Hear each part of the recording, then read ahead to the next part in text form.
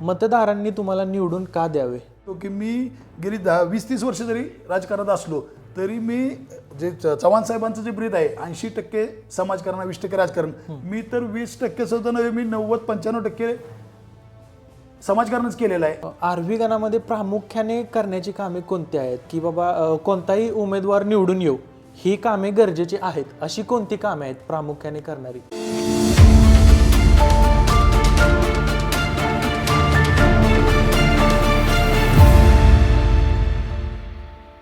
प्रसार माध्यमच्या खास एपिसोडमध्ये आपले स्वागत आहे.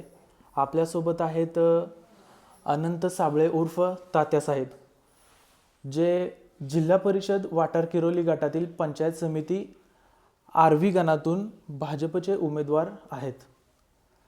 तर काय सांगाल तात्यासाहेब, कसा अनुभव येतोय, कसा प्रतिसाद मिळतोय जनतेकडून? नमस्कार.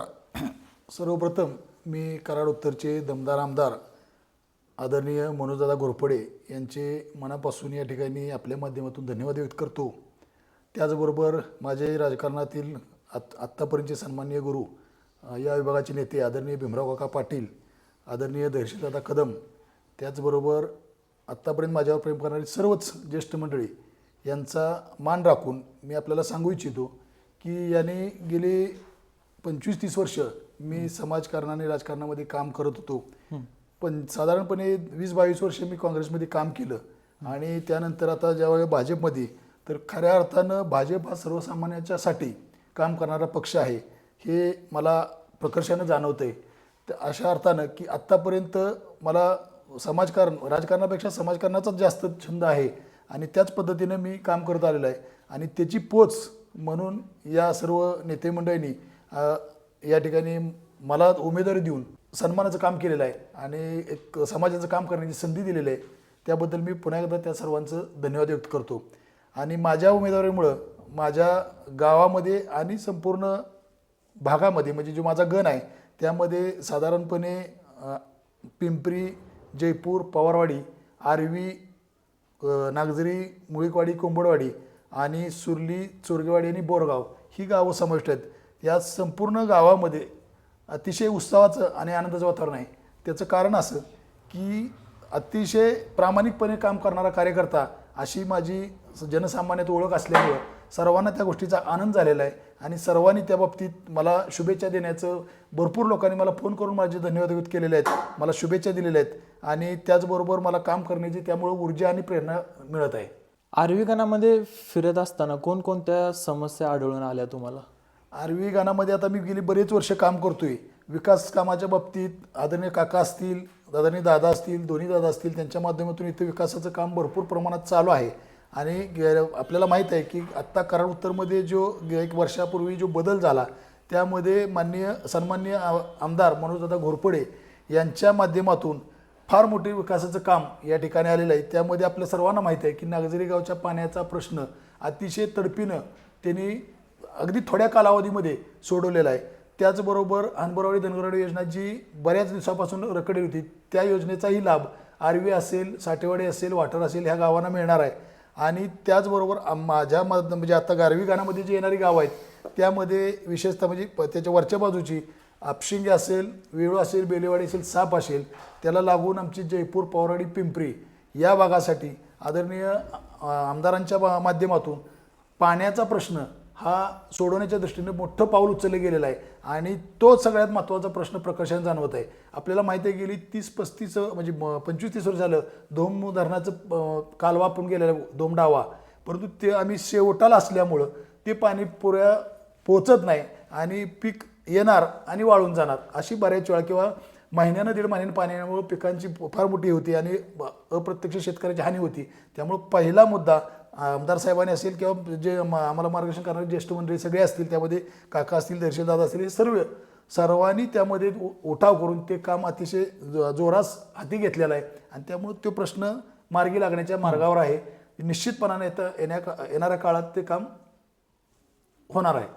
आणि ह्याच्या बाबतीत म्हणाल जर गणामध्ये जर काय हे असेल तर आपल्याला माहीत आहे की ग्रामपंचायतीमध्ये आदर्श गाव, आदर्श ग्रामपंचायत असा जो उपक्रम शासनाचा आहे, तर त्या अनुषंगानं माझी कल्पना आहे की शासन स्तरावर विकास कामाचा पाठपुरावा करून या महामंडळांच्या माध्यमातून की आपला गण असेल, गट असेल, एक मॉडेल म्हणजे बनवण्याच्या दृष्टिकोनातून गाव ना गाव प्रत्येक गावामध्ये एक वेगळं स्वरूप असलं पाहिजे आणि सामाजिक उपक्रम राबवून म्हणा की शासनाची योजना तळागाळापर्यंत पोहोचून सर्वच लोक काम करत असतात. पण त्याहीपेक्षा जिल्ह्यामध्ये, राज्यामध्ये आत्ता आपल्याला माहीत आहे की प्रत्येक गावागावामध्ये समृद्ध गाव योजना सन्माननीय मंत्री महोदया जयकुमार गोरे भाऊ यांनी जी संकल्पना मांडलेली आहे आणि त्यातून जे प्रत्येक गावच्या विकासाची संकल्पना चालू आहे, तशाच पद्धतीची गट आणि गण या दृष्टिकोनातून जर काही योजना आली किंवा आणता आली तर त्या दृष्टिकोनातून आपण एक चांगल्या पद्धतीचा उपक्रम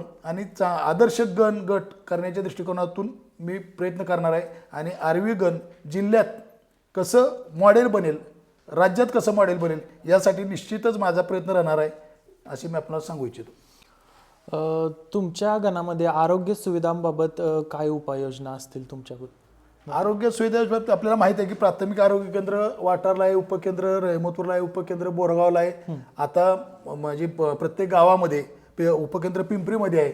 तर त्या माध्यमातून ज्या ज्या काही गोरगरीब सामान्य माणसाला काही कुठल्या अडचणी येतील तर त्या सेवा पुरवण्याचं काम प्राधान्यानं म्हणजे कुठलीही अडचण आली आणि मला आपल्याला सांगू इच्छितो या माध्यमातून की माझं कुटुंब हे एकत्रित कुटुंब आहे. मग आम्ही 5 भाऊ, सांगण्याचा उद्देश आम्ही 5 भाऊ आणि आई असं त्यांचे सर्व म्हणजे 5 जणांच्या बायका आणि मुलं असं 19 माणसांचं आमचं कुटुंब आहे. मला ह्यातून कुटुंबाचं कौतुक सांगायचं नाही तर ज्या वेळेला आपण एकत्रितरित्या राहतो त्यावेळेला त्या सगळ्यातल्या अडीअडचणी आपल्याला कळत असतात आणि मग काय अडचणी येतात, काय येतात तर त्या दृष्टिकोनातून समाजातल्या कुटुंबाच्या काय अडचणी आहेत त्या मला चांगल्या पद्धतीने माहीत आहेत. आणि त्या दृष्टिकोनातून मी घरात सांगितलेलं आहे की जर मी आता ह्यामध्ये उतरतोय तर 24 तास 24/7 असं जे आपण म्हणतो त्या पद्धतीचं समाजकारण म्हणजे कधी म्हणजे आपल्याला या माध्यमातून मी सांगू इच्छितो की मी गेली 20-30 वर्ष जरी राजकारणात असलो तरी मी जे चव्हाण साहेबांचं जे ब्रीद आहे 80%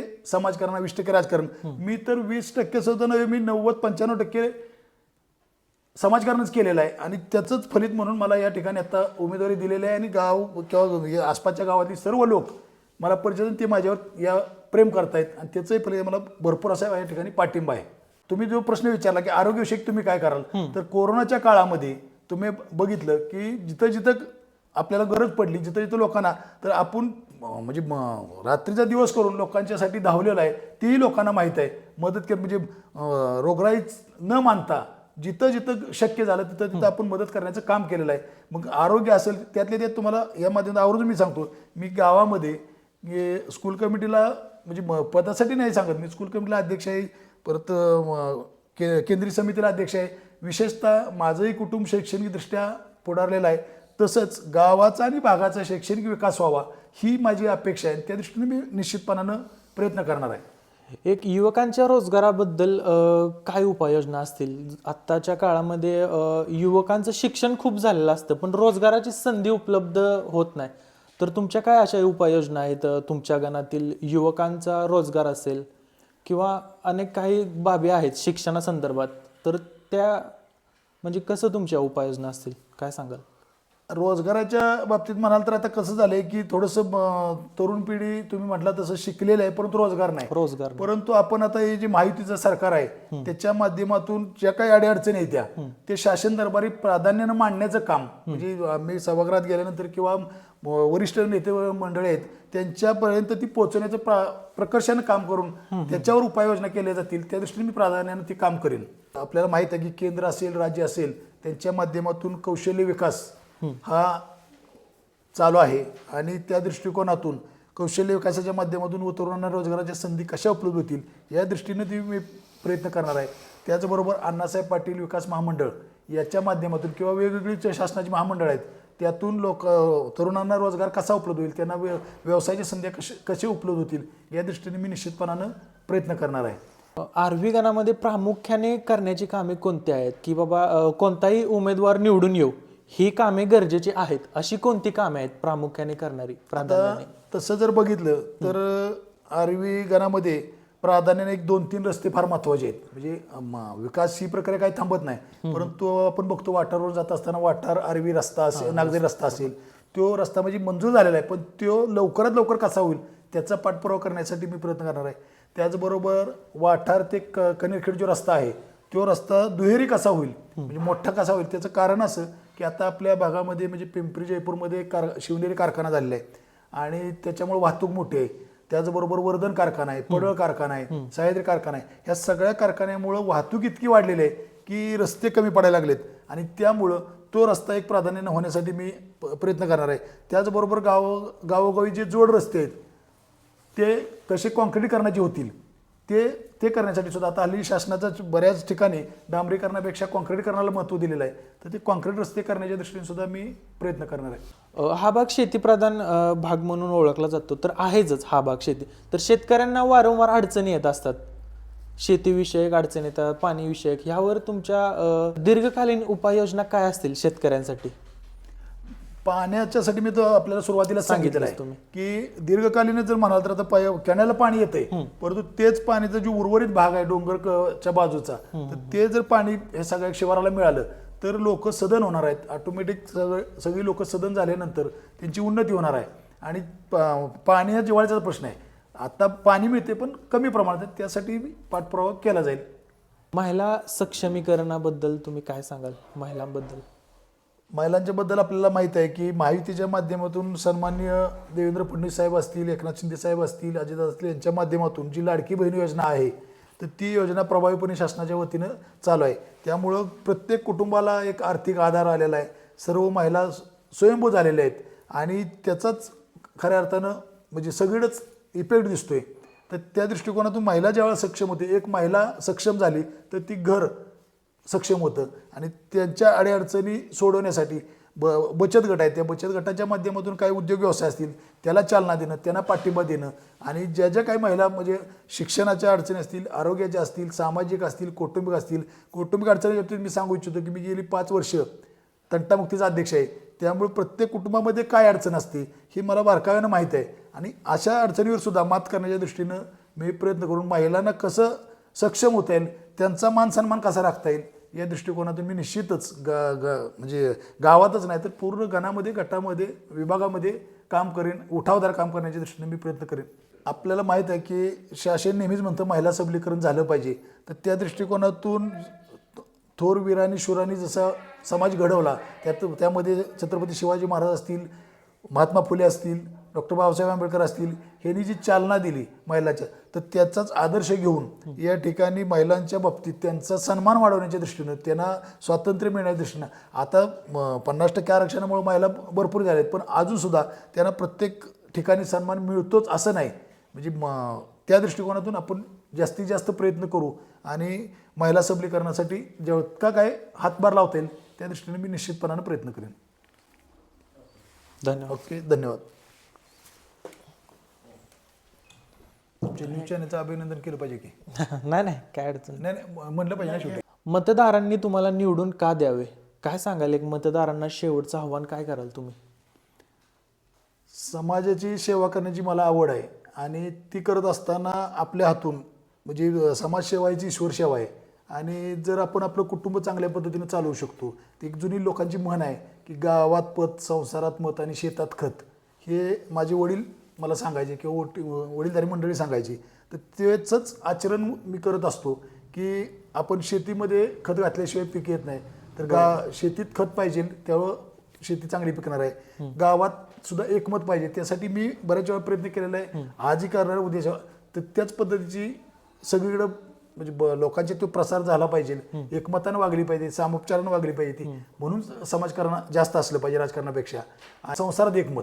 तर त्या बाबतीत मी आपल्याला सुरुवातीला सांगितलं की एकत्र कुटुंब पद्धती असल्यामुळे सदस्याच्या अडचणी आपल्या सर्वांना कळत असतात आणि तेच संपूर्ण आपलं जसं कुटुंब चाललंय तसं गावाचं म्हणजे गावातील सगळ्यांची कुटुंब चालावीत, लोक गोंधळाने नांदावीत, आनंदाने नांदावीत आणि येणारी पिढी म्हणजे ज्यावेळेला आपण समाजामध्ये चांगला होता. ते मी गेले 30-32 वर्ष एक गणेश उत्सव मंडळ चांगल्या पद्धतीने चालवतो. त्यामध्ये आमचं ब्रीदवाक्यच आहे, संस्कार, संस्कृती आणि सांस्कृतिक विकास.